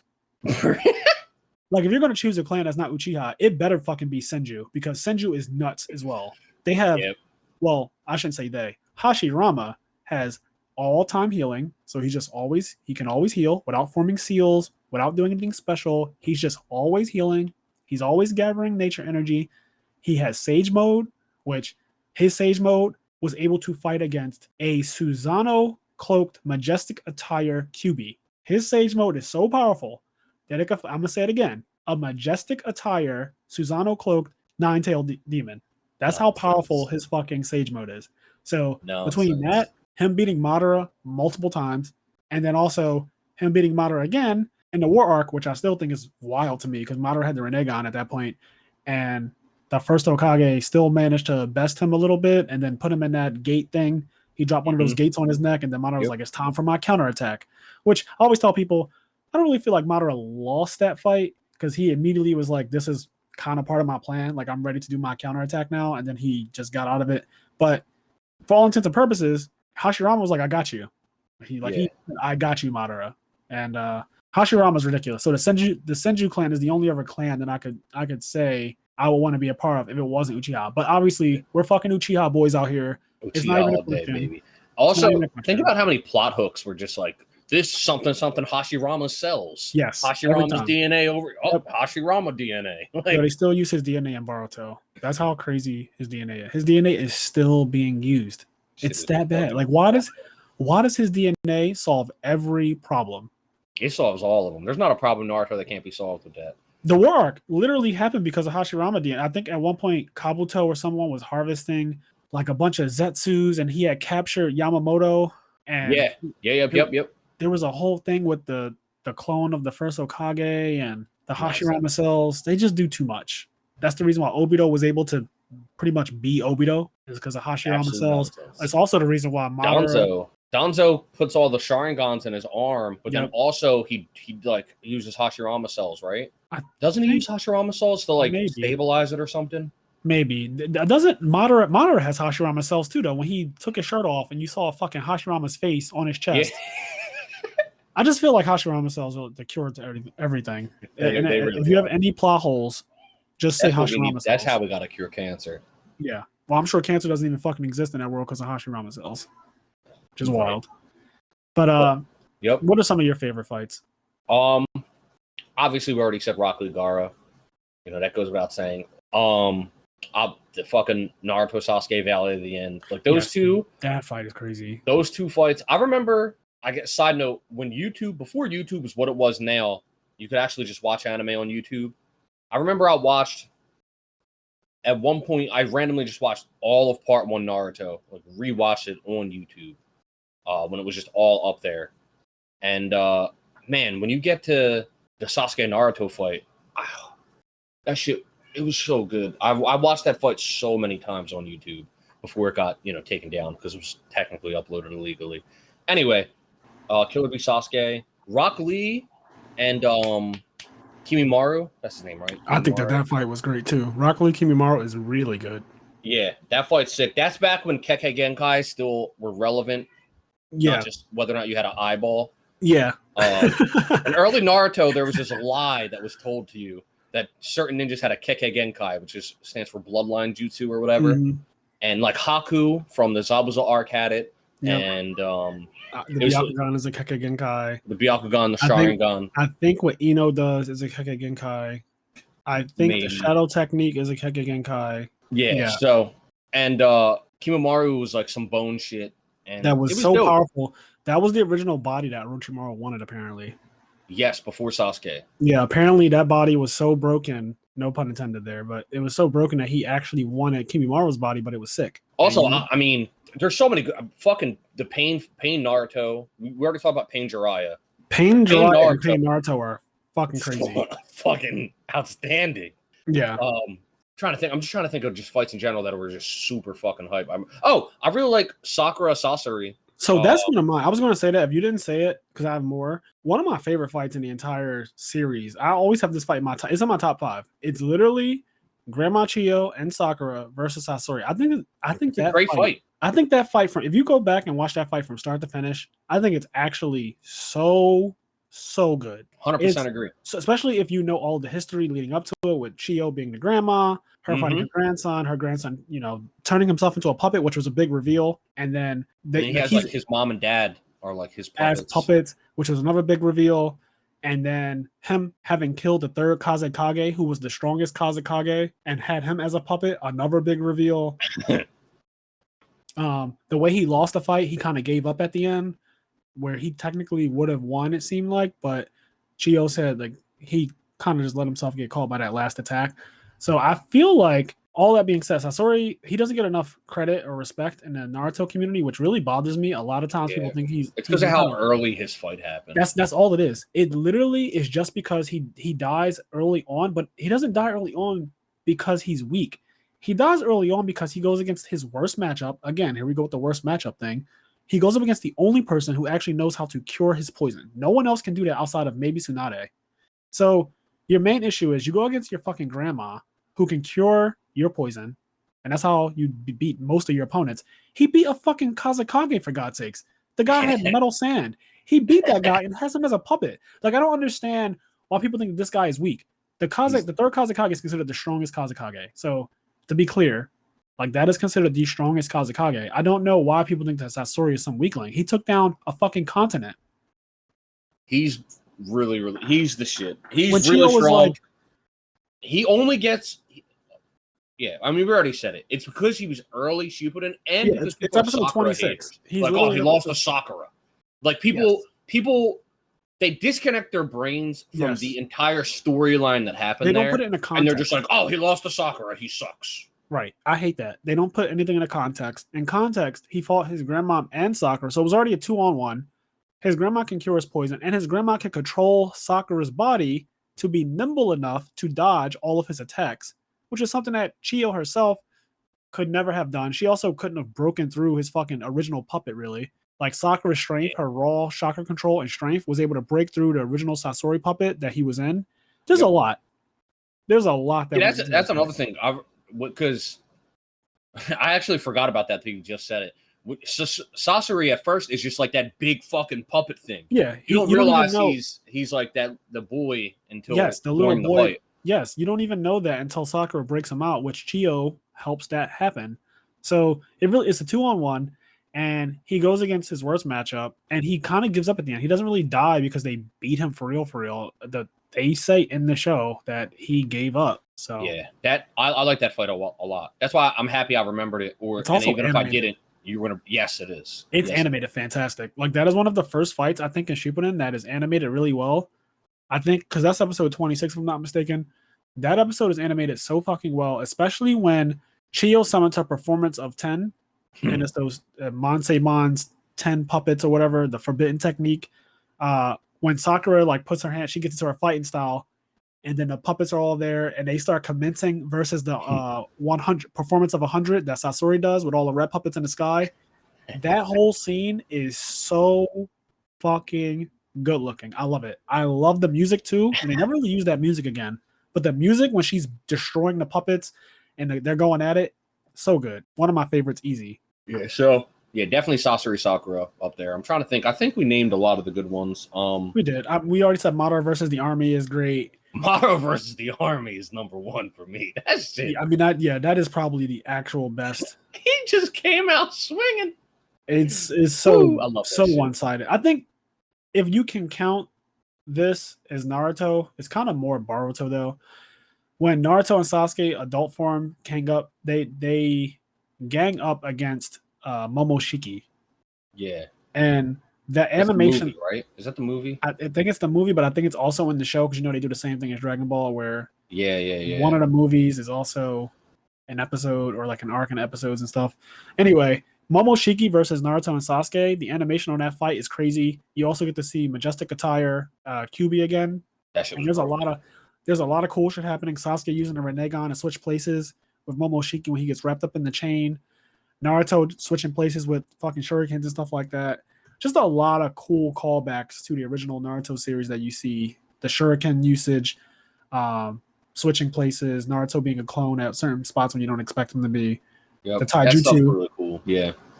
Yeah, that fight is insane to look at too. What else? Are we missing any fights that are like? Oh, you know what's? This is filler. I don't remember which movie it is, but it's another Rock Lee fight in one of the movies, and he gets drunk and he pulls out the nunchucks and shit. And he hits himself in the head. Yeah. He hits himself in the head with the nunchucks. Yeah, he gets kind of punch drunk or whatever.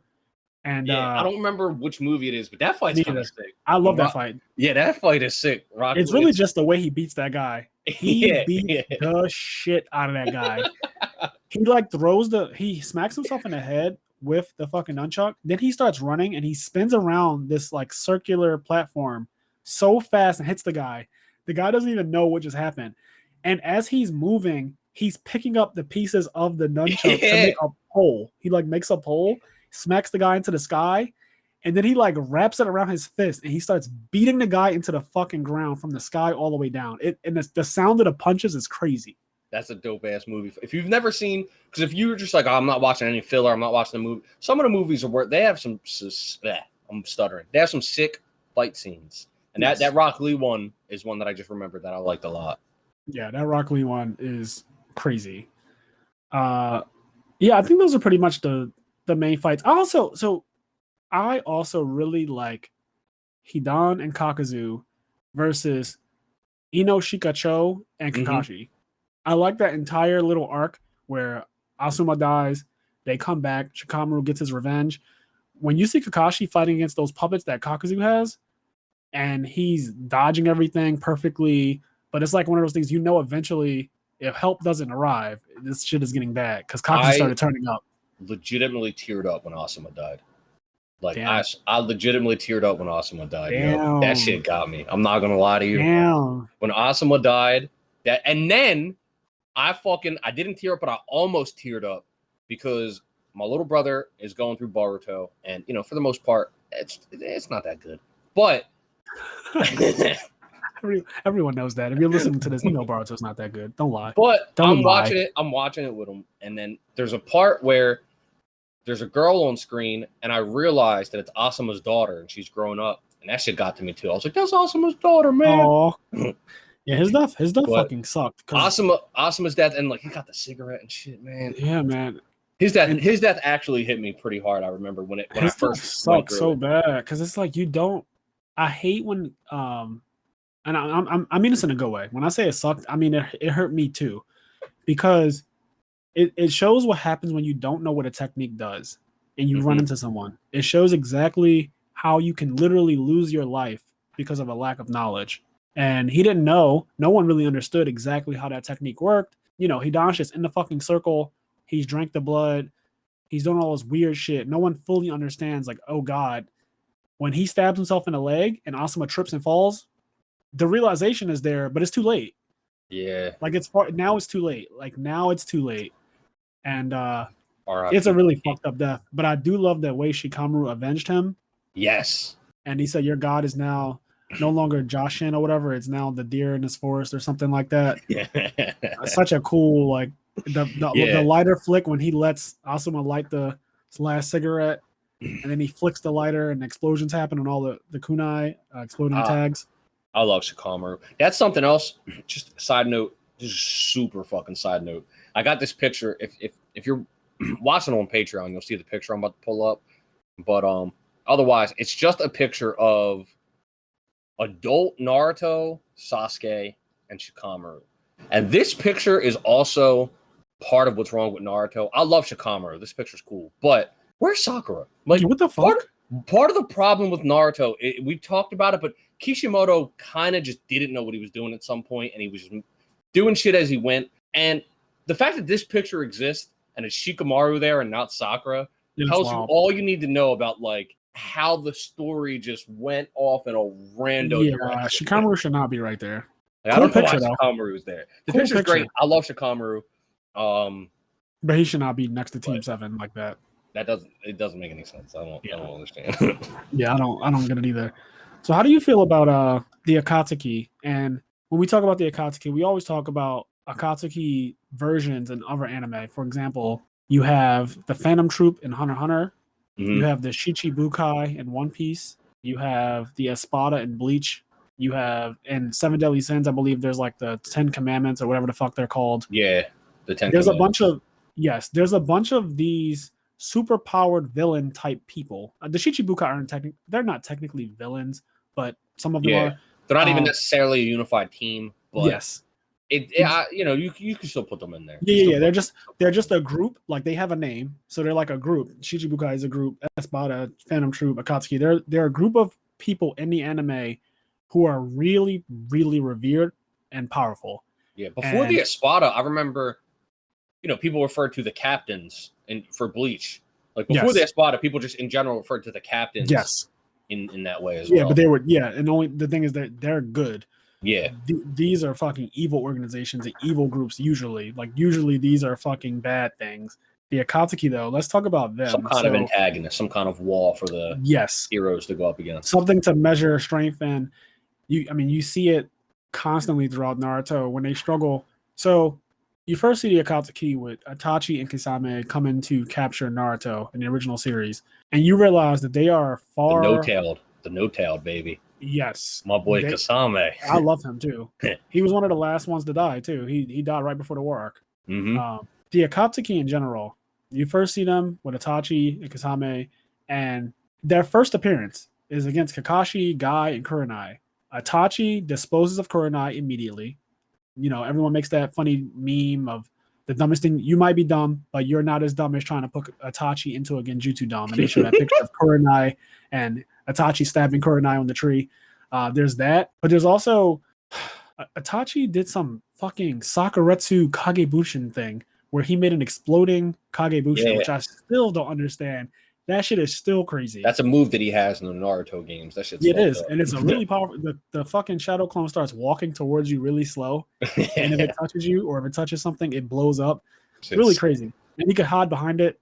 I like Itachi in the Ninja Storm games, but like that's the first introduction to them. And Kasame waves his sword when Naruto is trying to do a summon. I believe he's trying to weave chakra, and Kasame's like too slow, and he just takes all the chakra with one swing of his sword, and you realize, okay, these guys are ridiculous. Yeah, they're not next level. There was nobody. Shout out to the Mike guy for fucking fighting him with the reflection in the pond.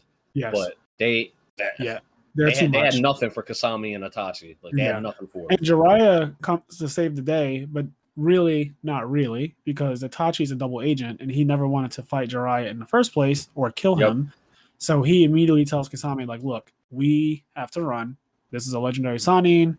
If we fought him, it would end in all of us would die at best. Like at best, we would fucking all die. So they run, and then Jiraiya tries to do the toad stomach thing. Amaterasu comes out. Jiraiya has never seen it, never seen that technique ever in his life, has no idea what the fuck it is, pulls out a scroll, seals the black fire because it's burning eternally. And that's pretty much the end of seeing the Akatsuki in the original series. But then in Shippuden, it's all about them. And it's all about Shippuden starts off with Gaara being killed by fucking Dietera, essentially. Like Dietera. Dietera goes into the Sand Village and antagonizes Gaara, makes an attempt to attack the actual village, knowing that Gaara has to save it as a Kage, and then he wins the fight that way. And people always ask, like, oh, what do you think would have happened if this, that, and the third? And I always say, I think people underestimate Dietera because Dietera died. First of all, Dietera died to Sasuke, and this is Sasuke post Orochimaru absorption. So I don't know why people would think that there's something wrong with Dietera losing to Sasuke, because Sasuke is one of the main characters. Sasuke also has fucking Orochimaru hacks. He has Sharingan hacks. He has a lot going on. And Dietera being in Gaara, to me, seemed normal because every hero is going to have that weakness of, I need to save people. That's a weakness of being a hero. Like, that's just how that works. You're on the good side. That's your weakness. In a one-on-one fight outside of the village, I still think Gaara loses to Dietera, and the reason why I think that is because of C4, the microscopic bombs that Dietera created against Sasuke, where Sasuke only knew about them because of his Sharingan. The Sharingan, again, Dietera, worst matchup, a Sharingan user. Itachi almost made him kill himself. Sasuke literally made him kill himself. So when he fought against Gaara, if the fight with Gaara was getting a little bad in any kind of way, I feel like microscopic bombs, you're dead. Like, I don't understand. Yeah. Just to, my bad, to piggyback, the hero thing, I completely agree with you on. Like, I think it was a good moment in the series. Yeah, it's great. It's also just 100% true, like that instance. And I do kind of think Dietera probably would have won one-on-one versus Gaara. Pre Gaara Mom Sand. Yes. I think Gaara Gaara probably wins. Yeah. Gaara in the War Arc. You're talking about War Arc Gaara, right? Yeah, but specifically Mom Sand. Mom Sand's broken. Or was it Dad Sand? I don't know. I think it's Dad Sand. Because he always has Mom Sand. Yeah, Mom Sand is always protecting him. One of those, fucking Paternal Sand. Paternal Sand, that's right. Paternal Sand is broken. But I think that when he was Kage in the beginning of Shippuden, I don't think there's a world where Gaara is beating Dietera with Dietera having C4. C4 is ridiculous of a technique. You can't see it, and it's microscopic bombs. They go into your bloodstream. Like, I don't know what has Gaara shown you that makes you think that he would be able to deal with that. I just don't get it. But I guess now that we're talking about this, one of my other favorite fights, because I'm such a fucking Sasuke fanboy, is Sasuke versus Dietera. I think that whole arc is amazing. That's I feel like one of the first times when you get a little suspicious of Toby. Because doesn't Toby watch that fight happen or something? He watches it happen. He also helps. So it's really a 2v1 to an extent, because Toby plants all the bombs in the ground. Yeah.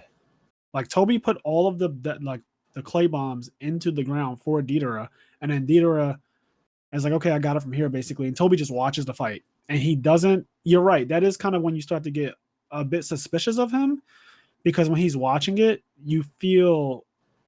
something about the mood. I can't remember specifically what happened, but something about the mood of him watching the fight was suspicious. You're like, yes, it was the first inkling that something might be going on with this guy. He's probably not because he acts like a child. He acts very immature and very jovial. Mm-hmm. And so the whole time you're thinking to yourself, well, he's still wearing a fucking cloak, the Akatsuki cloak. So he has to be powerful in some way. Like, yeah, he's not just somebody's little brother. Like, he's exactly. Not just here. So Sasuke versus Dietera has a lot of cool moments in it, because you see Sasuke using Orochimaru shit.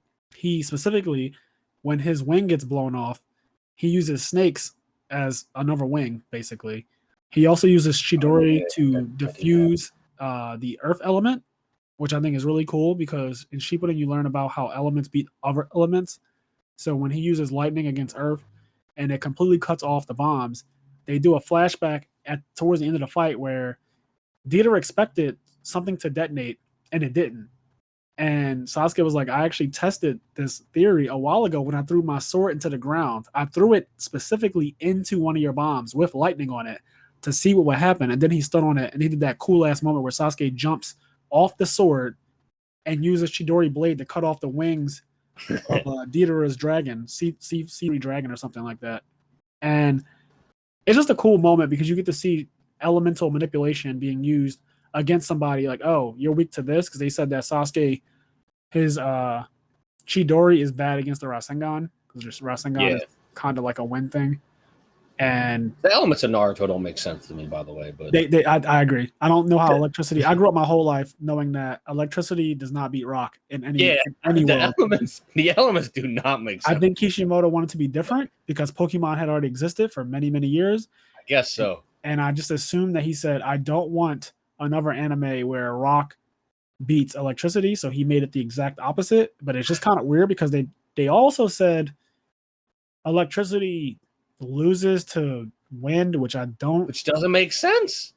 And I think fire beats if anything, wind. they help each other. Like wind and electricity, like and then wind loses the fire, which I can kind of get that one because it just makes the fire bigger. So when they were saying that Sasuke was like, I don't know, he had a bad matchup against Naruto because Naruto uses wind, I was like, well, Sasuke uses fire a lot. Like I'm confused. Like Sasuke doesn't have just lightning. I was just very confused on the whole notion that he was like Katon is one of the fucking Uchiha mainstays. Like that's their main thing is that they literally as a kid they show Sasuke blowing fire out of his mouth. It's small, but he does it as a child. He does it. But yeah, the Akatsuki is cool as shit. Toby was really cool.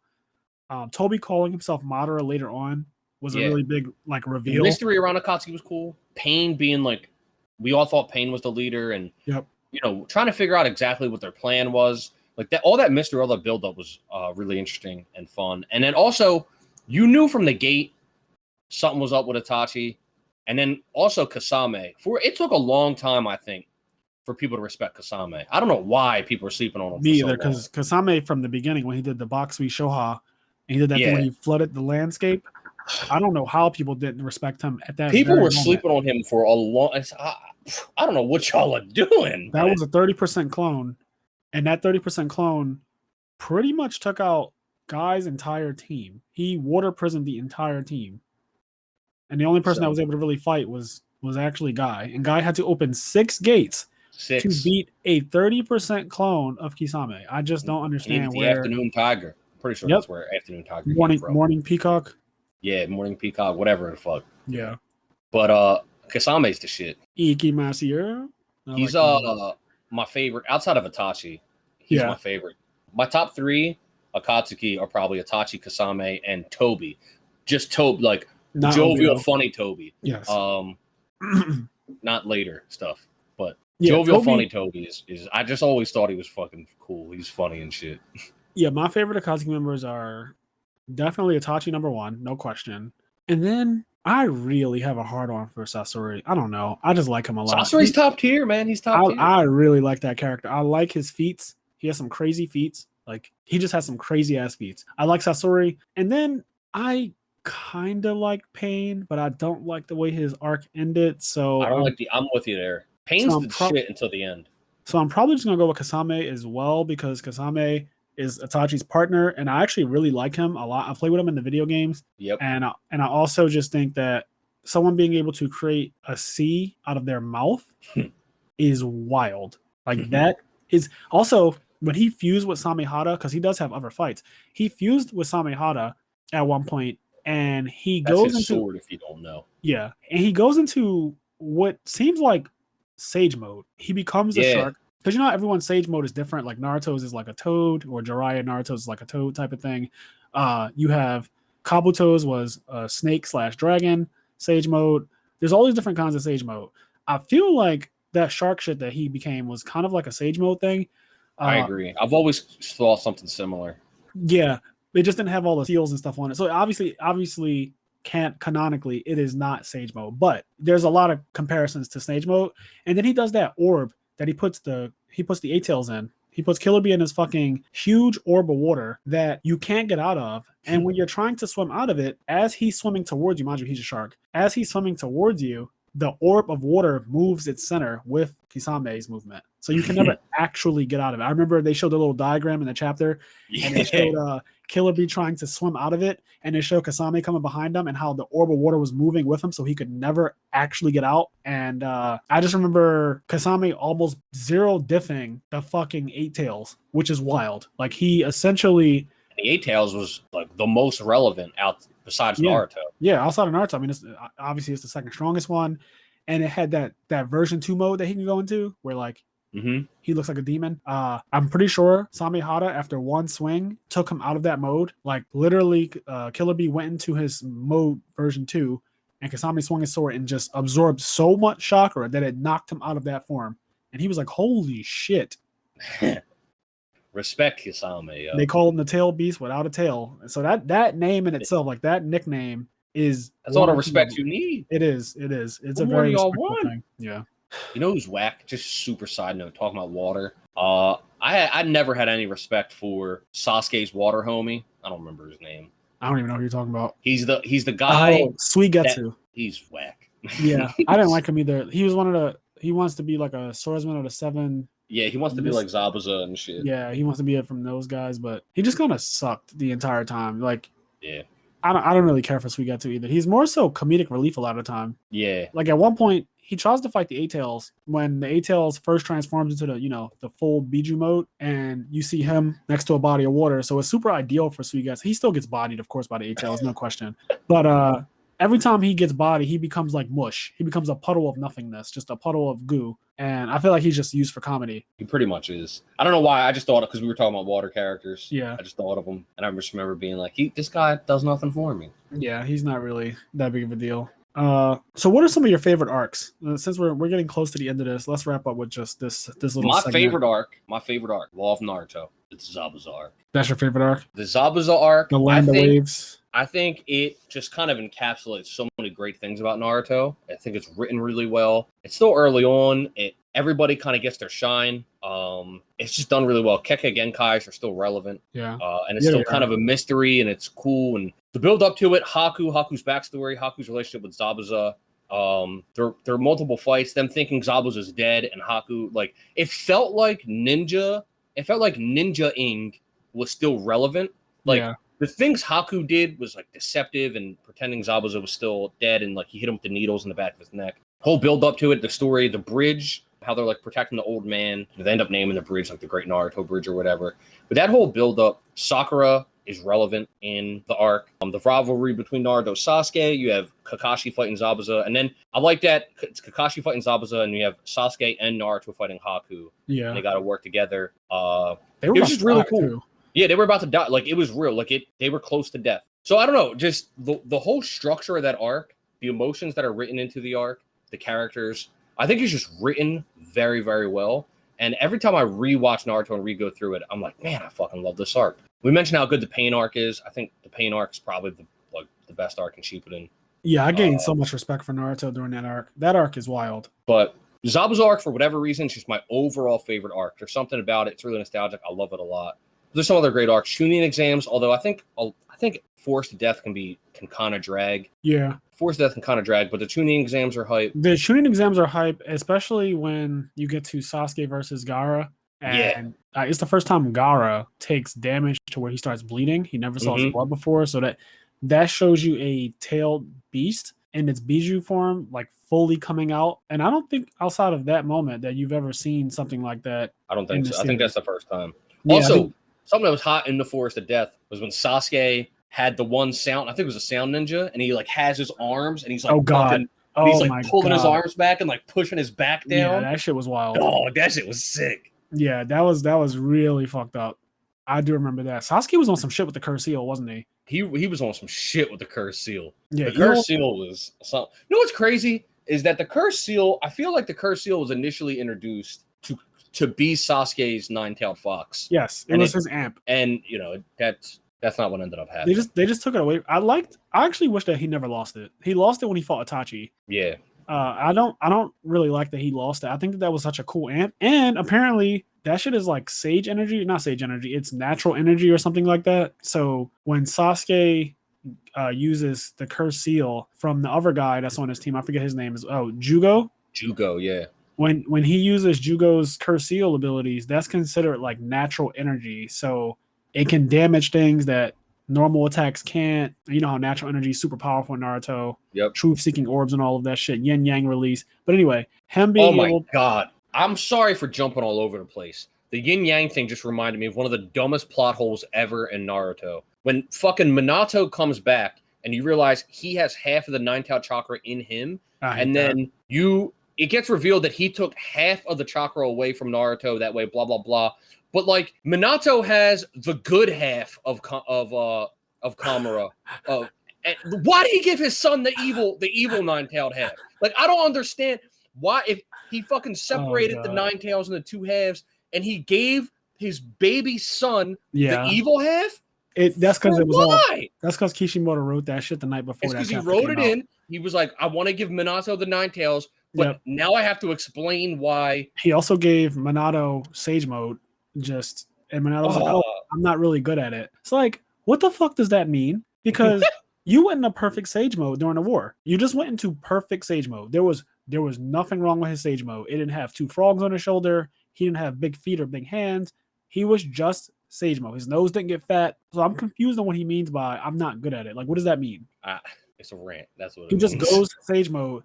And he also goes QB Cloak Sage Mode too, if I'm not mistaken. He does. So I was just really confused.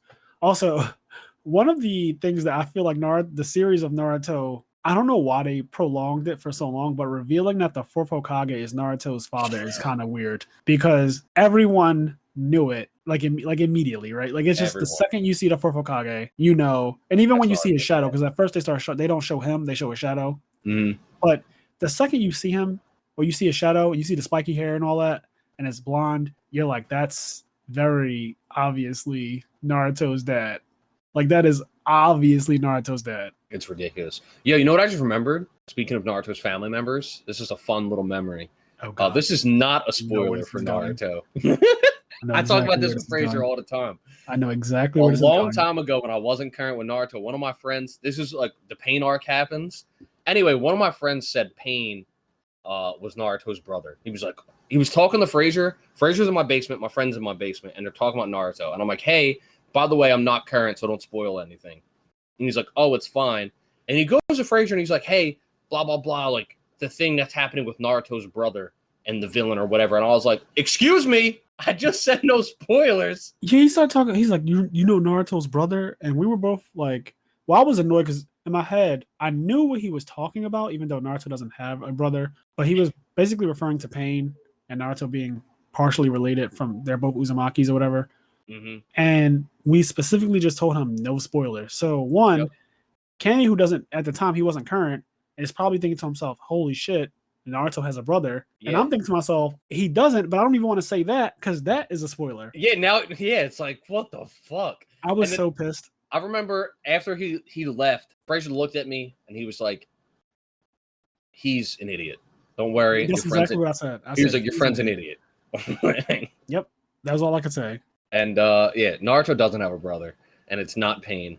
But I remember that moment. It's just a funny Naruto memory that I have of somebody trying, like, of you saying don't spoil anything. First of all, it's the fact that after you tell somebody, hey, no spoilers, and then they go, oh no, don't worry, this isn't a spoiler, and then they say a spoiler. I don't understand why people do that. But then second of all, the fact that it wasn't what he said wasn't a spoiler, and it was I don't know why he thought Pain was Naruto's brother. I don't know what he read or watched. I told him that, but anyway, that was So real quick, we do have a listener letter I want to read out from Austin, one of our patrons at the highest tier. Shout out to Austin. Yes. So Austin says, I enjoy JRPGs occasionally, mostly because I'm not huge on turn-based, except in Pokemon and D&D. My favorite RPG, though, is Elder Scrolls Oblivion. I enjoy Skyrim with quality of life changes and everything, but the stories and the quest lines in Oblivion blow it out of the water. Same with 3.5 D&D and Monster Hunter 4U, where I like to go back and play them just because I enjoyed the game and the story way more. Are there any games you guys come back to like that, where regardless of how behind the quality of life is, the gameplay or story is just that good? Yeah, first of all, I want to say I've recently within the last 2 years, I got into D&D, Dungeons & Dragons. It's something I was always interested in, but I never really had anybody to play with or try it out with. And it's kind of a heavy barrier of entry if you don't know what you're doing. But within the last 2 years, I got into D&D, and I like it a lot. It's fucking fun. That said... So the main question is, are there any games that, despite the quality of life being not up to par with, let's say, 2021, do you ever go back to any old games? I mean, I know we can both vouch that we go back to the old Final Fantasy games. Yeah, a bunch. I mean, in that episode, I talked about how I played FF10 over 10 times, and that's not an exaggeration. I know you go back to Disgaea sometimes, or you have in the past. I replayed Disgaea a lot. Disgaea 1 is, in terms of quality of life, it does not have any of the quality of life of the more recent Disgaeas, but it's still I love Disgaea 1. It has the best story of all of them, and I just really enjoy the gameplay, even still without the quality of life. And we both, sometimes we'll dabble with Melee, because we have... Yeah, Melee's my shit. Yeah, we have one of the best Melee players in our group. What else? I mean, Ocarina of Time. Yep. Lacking in quality of life. I haven't played it in a while, but I used to play it all the time as an adult. I used to go back to Ocarina of Time. I would just beat it in a day. I would just do a day challenge. I'll wake up super early in the morning and just beat Ocarina of Time in a day. Like basically speed run it. Yeah, I'm trying to think other games, because I'm trying to think of games that... So, for example, I play a lot of old games still. One of my favorite games of all time is Donkey Kong Country and Donkey Kong Country 2. But I don't think they're lacking in quality of life. They're just platformers. Yeah. So they're really old games, but off the top of my head, I don't know if they're lacking in quality of life improvements. I'm trying to think in terms of JRPGs don't really need much quality of life. Tales of Symphonia. I love that. That game's really good. The Tales games in general are good. I've never actually fully beaten a Tales game, though.